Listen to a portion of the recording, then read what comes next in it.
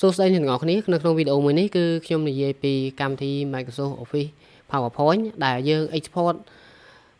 slide ហ្នឹងទៅជា file Mp4 ដោយសារបងប្អូនមួយចំនួនគាត់ export អត់បានទេអញ្ចឹងខ្ញុំនិយាយត្រួសមុនឲ្យហើយទាក់ទងជាមួយនឹងការ export នឹងអត់បានគឺទី1គឺដោយសារតែយើងប្រើប្រាស់ file activate ខុសទាក់ទងជាមួយការ activate នៅកន្លែងហ្នឹងបើសិនជាអ្នកទាំងអស់គ្នាប្រើកម្មវិធី Microsoft 2019យើងយក file activate 2016ទៅ activate ជួនកាលនៅក្នុង version មួយណាអញ្ចឹងវាអាច activate បានត្រូវដែរប៉ុន្តែគាត់ថាវាបាត់មុខងារមួយចំនួនទាក់ទងជាមួយនឹងការ export ទៅជា file Mp4 ហើយនៅមួយទៀតហ្នឹងទាក់ទងជាមួយនឹង 3D mode គឺវាបាត់ហើយនឹងមុខងារមួយចំនួនទៀតដែលខ្ញុំបានរៀបរាប់អស់គឺវាបាត់មុខងារមួយចំនួនច្រើនដែរហើយនៅពេលដែលលទ្ធផលក្នុងការប្រើប្រាស់កម្មវិធី Microsoft 2019វានឹងនៅពេលដែលយើងប្រើ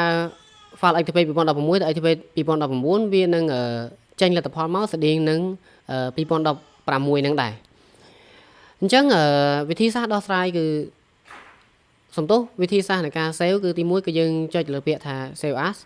ហើយយើងចុចលើពាក្យថា this PC សម្រាប់រក្សាទុកឯកសាររបស់យើងហើយយើងកលេចមើលនៅកន្លែងនេះ save as type របស់យើងនៅកន្លែងនេះគឺយើងជ្រើសរើសយក file mp4 នៅកន្លែងនេះ mpeg នៅកន្លែងហ្នឹងគឺយើងយកជា file mp4 video ឬក៏មួយទៀតហ្នឹងកន្លែង window media video សំទោសកន្លែង window media video នៅកន្លែងនេះគឺដល់ពេលដែលយើង save យកប្រភេទ file នេះគឺវាអនុញ្ញាតប្រើបានតែជាមួយនឹង computer ទេហើយកុំព្យូទ័រមួយចំនួនក៏វាមិនអាច play បានដែរដោយសារតែក្បាលចាក់វាខុសអញ្ចឹងនៅក្នុងទូរស័ព្ទមិនមែនថា play មិនបានទេក្នុងទូរស័ព្ទក៏យើងអាច play បានដែរប៉ុន្តែគាត់ថាវាអាស្រ័យទៅលើក្បាលចាក់ដែរយើងតម្លើងក្បាលចាក់តាម Play Store App Store ទៅតាមហ្នឹងទៅហើយជាមួយនឹង file ផ្សេងទៀតទាក់ទងនឹង file រូបភាព GIF កន្លែងនេះគឺរូបភាពរស់ហើយនឹង JPEG ជា file រូបភាពហើយនឹង PNG ហើយនឹង file ផ្សេងទៀតដែលខ្ញុំរៀបរាប់អត់អស់ទេអធិស្ឋានផងកុំឲ្យស៊ីម៉ោងច្រើនពេកអញ្ចឹងគឺយើងយក file mp4 របស់យើងនៅកន្លែងនេះរួចហើយយើងជ្រើសរើសសម្រាប់រក្សាទុករើសទីតាំងសម្រាប់រក្សាទុកឯកសារហ្នឹងមកហើយបន្តទៅមុខទៀតហ្នឹងគឺយើងមានកន្លែង export កន្លែង export នៅកន្លែងនេះគឺវាផ្ដល់សិទ្ធិក្នុងការជ្រើសរើសទៅលើ solution របស់វីដេអូហ្នឹងនៅពេលដែលយើងចុច create វីដេអូនៅកន្លែងនេះគឺយើងមានកន្លែង resolution របស់វីដេអូរបស់ហ្នឹងតើយើងចង់បានកម្រិតប៉ុណ្ណា Ultra HD 4K តើយើងឬក៏ Full HD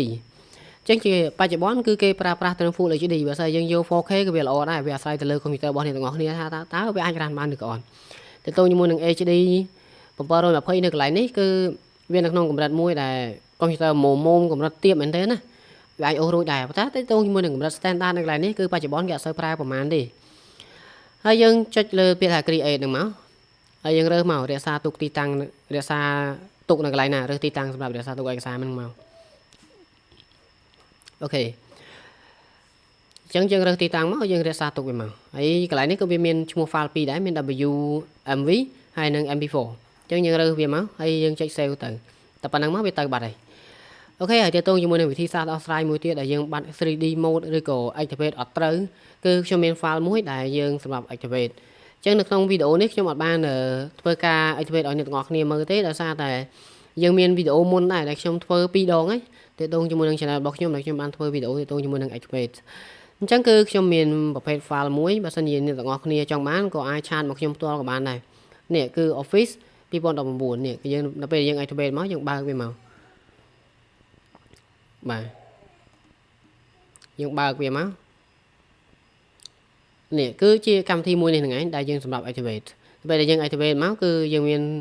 ពាក្យថា Office Retail ហើយនឹង Activate Office អញ្ចឹងយើងប្រើប្រាស់ពាក្យហ្នឹងមកគឺវា activate បានហើយតែប៉ុណ្្នឹងទេអរគុណច្រើនសម្រាប់ការទស្សនាវីដេអូមួយនេះហើយខ្ញុំសង្ឃឹមថាអ្នកទាំងអស់គ្នានឹងអាចធ្វើបានបាទអញ្ចឹងអធិស្ឋានផងរកកំហុសខុសឆ្គងក្នុងការនិយាយស្ដីត្រង់ប្រការណាមួយក៏សូមយកយល់អធិស្ឋានផងអញ្ចឹងខ្ញុំសូមបញ្ចប់តែប៉ុណ្ណេះអរគុណច្រើនសម្រាប់ការទស្សនា